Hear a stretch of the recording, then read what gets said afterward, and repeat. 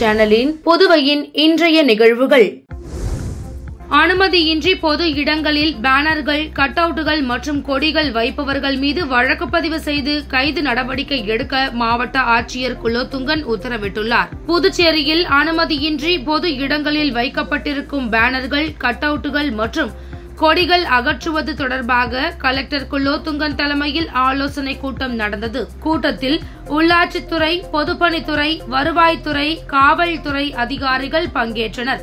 அனுமதியின்றி பொது இடங்களில் பேனர்கள், கட் அவுட்டுகள் மற்றும் கொடிகள் வைப்பவர்கள் மீது வழக்கு பதிவு செய்து கைது நடவடிக்கை எடுக்க கலெக்டர் உத்தரவிட்டார். மேலும் பேனர்கள் அகற்றுவதற்கான செலவின தொகையை சம்பந்தப்பட்டவர்களிடம் வசூலிக்க அறிவுறுத்தினார். அனுமதியின்றி பொது இடங்களில் பேனர்கள், கட் அவுட்டுகள் மற்றும் கொடிகள் வைத்துள்ளவர்கள் தாமாக முன்வந்து அகற்ற வேண்டும் என கலெக்டர் குலோத்துங்கன் வலியுறுத்தியுள்ளார். புதுச்சேரியில் பத்ம விருது வேண்டி விண்ணப்பித்தவர்களில் தகுதியான நபர்களை மத்திய அரசுக்கு பரிந்துரை செய்வதற்காக அரசின் உயர்நிலை குழு ஆலோசனை கூட்டம் வணிக வரித்துறை வளாகத்தில் நடந்தது. முதல்வர் ரங்கசாமி தலைமையில் நடைபெற்ற கூட்டத்தில் சபாநாயகர் செல்வம், அமைச்சர்கள் லட்சுமி நாராயணன், தேனி ஜெயக்குமார், துணை சபாநாயகர் ராஜவேலு மற்றும் தலைமை செயலர் சரத் சௌகான், அரசு செயலர் கேசவன், செய்தி விளம்பரத்துறை இயக்குநர் கலியபெருமாள் மற்றும் உயர்நிலை குழு உறுப்பினர்கள் கலந்து கொண்டனர். நீதிமன்ற வழக்கு முடிந்த பின் காவல்துறையில் 60 சப் இன்ஸ்பெக்டர்கள் பணியிடங்கள் நிரப்பப்படும் என அமைச்சர் நமச்சிவாயம் தெரிவித்துள்ளார். புதுச்சேரி காவல்துறை செயல்பாடுகள் தொடர்பாக போலீஸ் அதிகாரிகளுடன் ஆலோசனை கூட்டம் உள்துறை அமைச்சர் நமச்சிவாயம் தலைமையில் காவல்துறை தலைமையகத்தில் நடைபெற்றது. மேலும் சைபர் கிரைமில் தொடர்ந்து பல்வேறு இடங்களில் குற்றம் புரிந்த கும்பலை பிடித்த சைபர் கிரைம் போலீசாரை அமைச்சர் நமச்சிவாயம் பாராட்டி சான்றிதழ் வழங்கினார். தொடர்ந்து நிருபர்களிடம் பேசிய அவர், புதுச்சேரியில் 34 இடங்களில் புதிய போக்குவரத்து சிக்னல்கள் அமைக்கப்பட்டுள்ளது. நகரை கண்காணிக்க 17 இடங்களில் சிசிடிவி கேமராக்கள் பொருத்தப்பட்டு அவற்றை செயல்பாட்டிற்கு கொண்டுவர நடவடிக்கை எடுக்கப்பட்டு வருகிறது. போக்குவரத்து மிகுந்த இடங்களில் மேம்பாலங்கள் அமைக்க நடவடிக்கை எடுக்கப்பட்டு வருகிறது. நீதிமன்ற வழக்கு முடிந்த பின் 60 சப் இன்ஸ்பெக்டர்கள் பணியிடம் நிரப்பப்படும் என்றார்.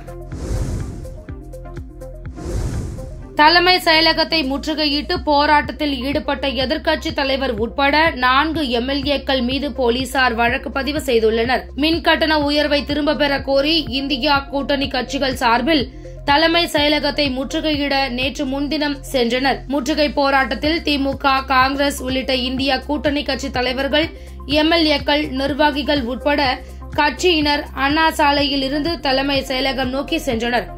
நேரு வீதி, கேண்டீன் வீதி வழியாக சென்ற கட்சியினர் போலீசார் தடுத்து நிறுத்தினர். தடையை மீறி போராட்டத்தில் ஈடுபட்ட தலைவர்கள், எம்எல்ஏக்களை போலீசார் கைது செய்தனர். இந்த போராட்டத்தில் ஈடுபட்ட எதிர்க்கட்சித் தலைவர் சிவா, எம்எல்ஏக்கள் அனிபால் கென்னடி, சம்பத், செந்தில்குமார், காங்கிரஸ் எம்எல்ஏ வைத்தியநாதன் உட்பட பலர் மீது 170 பிரிவின் கீழ் போலீசார் வழக்கு பதிவு செய்தனர்.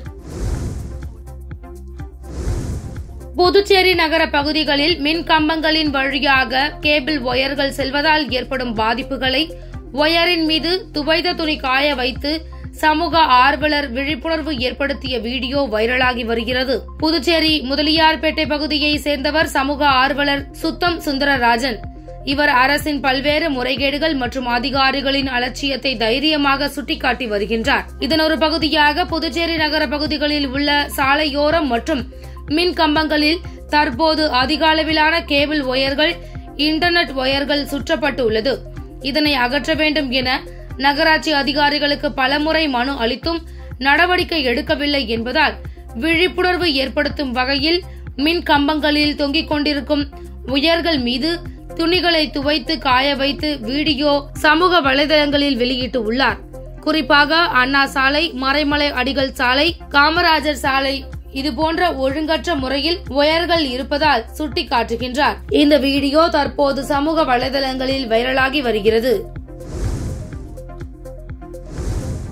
அரசு சார்பு செயலர்கள் புகைப்படத்துடன் கூடிய போஸ்டர் ஒட்டியவர்கள் மீது போலீசார் வழக்கு பதிந்து நடவடிக்கை எடுக்க விசாரணை நடத்தி வருகின்றனர். புதுச்சேரி மக்களின் கல்வி வேலைவாய்ப்பை பறிக்கும் சார்பு செயலர்கள் வாகனத்தை மறித்து முற்றுகை போராட்டம் என சார்பு செயலர்களின் புகைப்படத்துடன் திவிகவினர் போஸ்டர்கள் புதுச்சேரி முழுதும் ஒரு சில தினங்களுக்கு முன்பு ஒட்டப்பட்டது. இதனைத் தொடர்ந்து சப் கலெக்டர் அர்ஜுன் ராமகிருஷ்ணன் வெளியிட்ட உத்தரவில் அரசு அதிகாரிகளின் புகைப்படத்துடன் பொது இடங்களில் ஆட்சேபனைக்கு உரிய வகையில் போஸ்டர் ஒட்டப்பட்டுள்ளது. இத்தகைய செயல் அரசு ஊழியர்கள் பணி செய்வதில் இடையூறு செய்வது புதுச்சேரி திறந்தவெளி அழகை சீர்கெடுக்கும் சட்டத்தின் கீழ் குற்றமாகும். இந்த போஸ்டர்களை 24 மணி நேரத்திற்குள் அகற்ற வேண்டும். மீறினால் வழக்கு பதிவு செய்து நடவடிக்கை எடுக்கப்படும் என தெரிவித்திருந்தார். ஆனால் போஸ்டர்கள் அகற்றப்படவில்லை. இதனைத் தொடர்ந்து பெரியகடை போலீசார் போஸ்டர் ஒட்டியவர்கள் மீது புதுச்சேரி திறந்தவெளி அழகு சீர்கெடுக்கும் பிரிவின் கீழ் வழக்கு பதிவு செய்து விசாரணை மேற்கொண்டு வருகின்றனர். ஜிப்மரில் இரட்டை குடியிருப்பு பெற்றவர்கள் சேர்க்கப்பட்டதால் புதுச்சேரி காரைக்கால் மாணவர்கள் பாதிக்கப்பட்டுள்ளதாக சபாநாயகர் செல்வம் தெரிவித்துள்ளார். புதுச்சேரி சட்டப்பேரவையில் செய்தியாளர்களை சந்தித்த சபாநாயகர் செல்வம், ஜிப்மர் மருத்துவக் கல்லூரியில் விதியை மீறி இரட்டை குடியிருப்பு பெற்ற 9 பேர் நடப்பாண்டு சேர்க்கப்பட்டனர். இதனால் புதுச்சேரி காரைக்காலை சேர்ந்த 9 மாணவர்கள் சேர முடியாத நிலை ஏற்பட்டது. இதுகுறித்து கவர்னர், முதல்வர், மத்திய சுகாதாரத்துறை அமைச்சருக்கு புகார் அளிக்கப்பட்டது. அதன் அடிப்படையில் ஜிப்மரில் 9 பேரின் சேர்க்கை ரத்து செய்யப்பட்டது. இந்நிலையில் 2 நாட்களில் புதுச்சேரியில் காரைக்காலை சேர்ந்த 60 பேர் ஜிப்மரில் இளநிலை மருத்துவக் கல்லூரியில் சேர்ந்துள்ளனர். முதல்வர் சட்டசபையில் அறிவித்த ரூபாய் 5 லட்சத்திற்கான சிறப்பு மருத்துவ சிகிச்சை திட்டத்தின் கோப்பு கவர்னருக்கு அனுப்பப்பட்டுள்ளது. அனுமதி கிடைத்ததும் விரைவில் அத்திட்டம் செயல்படுத்தப்படும். புதுச்சேரி அரசு மருத்துவமனையில் தடையில்லா சான்று பெற்று தமிழக பகுதி மருத்துவமனைகளிலும் சிகிச்சை பெறலாம் என்றார். புதுச்சேரி காரைக்கால் பிராந்தியத்தில் 10ஆம் வகுப்பு தேர்ச்சி பெற்ற மாணவர்கள் கைபேசி செயலி மூலம் வேலைவாய்ப்பு அலுவலக பதிவை மேற்கொள்ளலாம் என வேலைவாய்ப்பு அலுவலகம் தெரிவித்துள்ளது. புதுச்சேரி வேலைவாய்ப்பு அலுவலகம் வெளியிட்டுள்ள செய்திக்குறிப்பில், புதுவை அரசு தொழிலாளர் துறை வேலைவாய்ப்பு அலுவலகத்தில் 10ஆம் வகுப்பு மாணவர்கள் சான்றிதழ்களை பதிவு செய்வதில் ஏற்படும் கூட்ட நெரிசலை கட்டுப்படுத்துவதற்கும் மாணவர்களின் நலன் கருதியும் கடந்த 2023ஆம் ஆண்டை போல நிகழ் 2024-25ஆம் ஆண்டிலும் பள்ளி கல்வி இயக்ககம் மூலம் மாணவர்களின் மதிப்பெண் சான்றிதழ் பெறப்பட்டு கைபேசி செயலி மூலம் வேலைவாய்ப்பு அலுவலக பதிவு ஏற்பாடு செய்யப்பட்டுள்ளது. எனவே புதுச்சேரி மற்றும் காரைக்கால் பிராந்தியங்களில் 10ஆம் வகுப்பு உண்மை சான்றிதழ் பெற்ற மாணவர்கள் வேலைவாய்ப்பு பதிவுக்காக வேலைவாய்ப்பு அலுவலகத்தை நேரில் அணுக வேண்டாம். மேலும் 10ஆம் வகுப்பு கல்வி தகுதியை கைபேசி செயலியில் பதியும் முறை தொழிலாளர் நலத்துறை இணையத்தில் விளக்கப்பட்டுள்ளது. அதன் மூலம் வேலைவாய்ப்பு அலுவலக பதிவு அடையாள அட்டையை பதிவிறக்கம் செய்து கொள்ளலாம் என குறிப்பிடப்பட்டுள்ளது.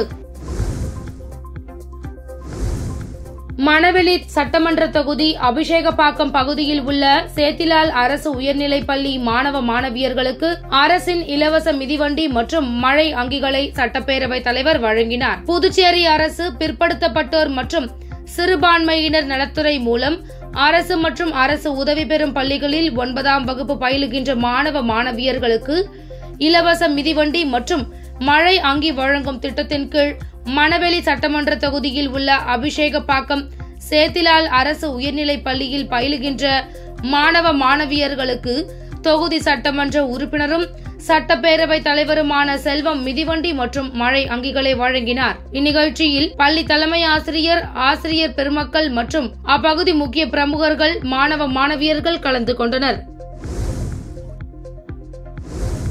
புதுவையில் மின் கட்டண உயர்வை விட தற்போது அறிவித்துள்ள மானிய சலுகை குறைவாக உள்ளது என அதிமுக மாநில செயலாளர் அன்பழகன் தெரிவித்துள்ளார். அதிமுக மாநில செயலாளர் அன்பழகன் வெளியிட்டுள்ள அறிக்கையில், புதுவையில் ஆளும் என்ஆர் காங்கிரஸ் பாஜக கூட்டணி அரசானது நிகழாண்டு சுமார் ரூபாய் 200 கோடிக்கு மின் கட்டணத்தை உயர்த்திவிட்டு ரூபாய் 20 கோடி அளவிற்கு மின் கட்டணத்தில் மானிய சலுகையை அறிவித்துள்ளது சரியல்ல. வீடு, வர்த்தகம், தொழிற்சாலை உபயோகங்கள் என அனைத்து பிரிவுகளிலும் மின் கட்டணத்தையும் நிரந்தர கட்டணத்தையும் அரசு உயர்த்தியது. ஆனால் உயர்த்திய கட்டணத்தில் 100 யூனிட் வரை ரூபாய் 0.45 பைசாவாகவும், ஆனால் உயர்த்திய கட்டணத்தில் 100 யூனிட் வரை 45 பைசாவாகவும், 101 200 யூனிட் வரை யூனிட்டிற்கு 40 பைசாவாகவும் மானியம் வழங்கப்படும் என அறிவிக்கப்பட்டுள்ளது. தமிழகத்தை விட புதுவையில் மின் கட்டணம் குறைவு என்பதும் சரியல்ல. அங்கு அதிமுக ஆட்சியில் அனைத்து வீடுகளுக்கும் 100 யூனிட் வரை மின்சாரம் இலவசம்தான். எனவே மின்துறையின் செயலை தடுக்கும் வகையில் துணைநிலை ஆளுநர் சிறப்பு வல்லுநர் குழுவை அமைத்து விசாரணைக்கு உத்தரவிட வேண்டும் என குறிப்பிடப்பட்டுள்ளது. காரைக்கால் பார்வதீஸ்வரன் தேவஸ்தான நில மோசடி குறித்து சிபிஐ விசாரணை நடத்த வலியுறுத்தி இந்து முன்னணி சார்பில் மாவட்ட ஆட்சியரிடம் கோரிக்கை மனு வழங்கப்பட்டது. காரைக்கால் மாவட்டம் கோவில்பத்து பகுதியில் அமைந்துள்ள பழமை வாய்ந்த பார்வதீஸ்வரன் தேவஸ்தானத்திற்கு உட்பட்ட சுமார் 3 ஏக்கருக்கு மேற்பட்ட நிலத்தை 60 மனைகளாக பிரித்து பல்வேறு நபர்கள் பெயரில் அரசு மனைப்பட்டாவாக போலியாக தயாரித்து முயற்சித்திருப்பதாகவும் இதனை கண்டித்து இந்து முன்னணி மாவட்ட ஆட்சியரை சந்தித்து மனு அளித்துள்ளனர்.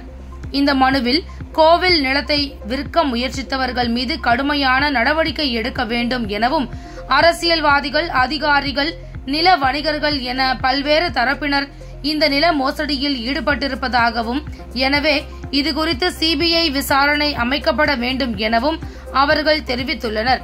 மேலும் இதுகுறித்து கடந்த மே மாதம் பார்வதி சிவன் கோவில் நிர்வாக அதிகாரி சுப்பிரமணியிடம் இந்து முன்னணி மனு அளித்திருப்பதாகவும், இதுகுறித்து எந்த நடவடிக்கையும் எடுக்காததால் அவரை உடனடியாக அந்த பதவியிலிருந்து விடுவிக்க வேண்டும் எனவும் அவர்கள் வலியுறுத்தியுள்ளனர். புதுவையில் 2024ஆம் ஆண்டிற்கான நல்லாசிரியர் விருதுக்கு 21 ஆசிரியர்கள் தேர்வு செய்யப்பட்டுள்ளனர். புதுவை கல்வித்துறை இயக்குநர் பிரியதர்ஷினி வெளியிட்டுள்ள செய்திக்குறிப்பில், புதுவையை சேர்ந்த ஆசிரியர்களில் சிறந்த பணிக்காக டாக்டர் ராதாகிருஷ்ணன் விருது, முதல்வரின் சிறப்பு விருது, கல்வித்துறை அமைச்சர் விருது ஆகியவை வழங்கப்பட்டு வருகின்றன. அதன்படி டாக்டர் ராதாகிருஷ்ணன் விருதுக்கு உமாதேவி, கில்பர்ட் கிரிட்டின், விஜயன், சார்லஸ் பால் ஆகியோர் தேர்வு செய்யப்பட்டுள்ளனர்.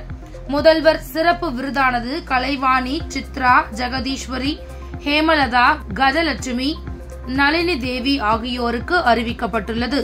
முதல்வர் விருதின் தொழில்நுட்ப கல்வி பிரிவில் ஆசிரியர் இளமுருகனுக்கு வழங்கப்பட உள்ளது. கல்வித்துறை அமைச்சரின் மண்டல விருதிற்கு முரளி, திருஞான சம்பந்தன், திருநாராயணன், ஜமுனா, கணபதி, விவேகானந்தன், பரமேஸ்வரி ஆகியோர் தேர்வு செய்யப்பட்டுள்ளனர்.